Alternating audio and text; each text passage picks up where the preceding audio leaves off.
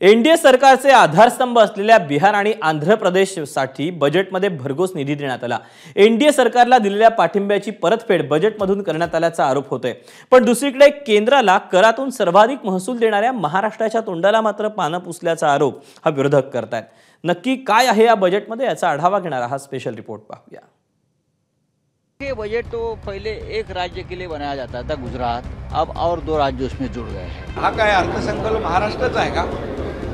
विरोधकांना माझं एवढं सांगणं आहे, हा देशाचा अर्थसंकल्प आहे। लाडकी बिहार, लाडकी आंध्र प्रदेश, फक्त परका महाराष्ट्र का?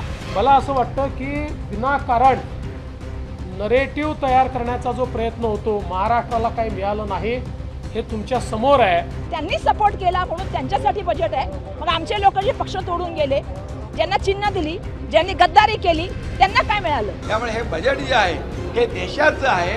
हे फेक नरेटिव्ह पुन्हा एकदा हे विरोधक पसरवू लागले। बहुमताचा आकडा गाठण्यात कमी पडलेल्या भाजपला नितीश कुमार आणि चंद्राबाबूंनी सावरलं। मोदी सरकारला पाठिंबा देऊन त्यांनी एनडीएला भक्कम केलं। त्यामुळे अपेक्षेप्रमाणे बिहार आणि आंध्र प्रदेशला बजेटमध्ये रिटर्न गिफ्ट मिळाले। बजेटमध्ये बिहारमधल्या महामार्गांसाठी 26,000 कोटी तर आंध्र प्रदेशला अमरावती या नव्या राजधानीसाठी 15 कोटींची विशेष आर्थिक मदत देण्यात आली आहे। गयामध्ये विष्णुपद मंदिर कॉरिडॉर तर आंध्र प्रदेशला पोल्लवरम जलसिंचन प्रकल्पासाठी सुद्धा निधी देण्यात आलाय। बोधगयामध्ये महाबोधी कॉरिडॉर, पूर नियंत्रणासाठी 11,500 कोटी देण्यात आले। बिहार आणि आंध्र प्रदेशला भरभरून निधी देणाऱ्या मोदी सरकारनं केंद्राला सर्वाधिक महसूल देणाऱ्या महाराष्ट्रासाठी मात्र हात आखडता घेतला अशी टीका विरोधक करतायत।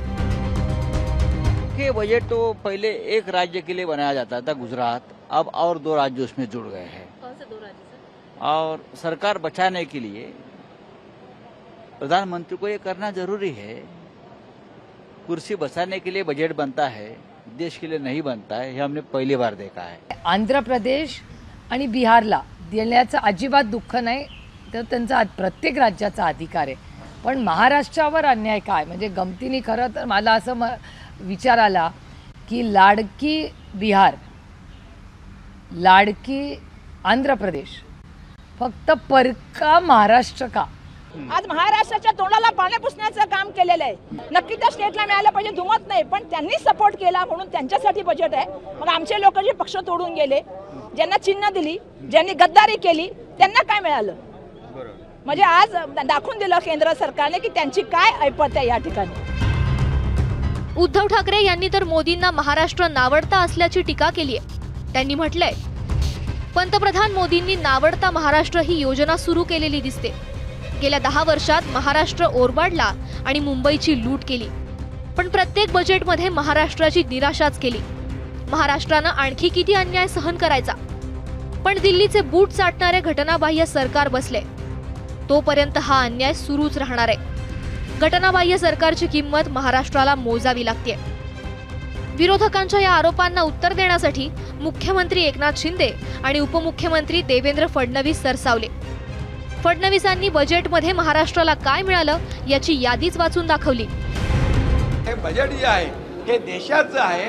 हे फेक नरेटिव्ह पुन्हा एकदा हे विरोधक पसरवू लागले, परंतु त्यांना हे कळत नाही या देशाला पुढे नेणारं हे बजेट आहे। विदर्भ मराठवाड्यातल्या दुष्काळग्रस्त भागातील सिंचन प्रकल्पांना 600 कोटी, समावेशक कामासाठी इकॉनॉमिक क्लस्टर 466 कोटी, MUTP 3 जो मुंबईकरता महत्त्वाचा प्रकल्प आहे 908 कोटी, दिल्ली मुंबई कॉरिडॉर 499 कोटी, पुणे मेट्रो 814 कोटी, मुळामुठा 690 कोटी।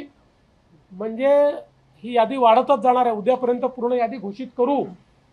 मला असं वाटतं की विनाकारण नरेटिव्ह तयार करण्याचा जो प्रयत्न होतो, महाराष्ट्राला काही मिळालं नाही हे तुमच्या समोर आहे।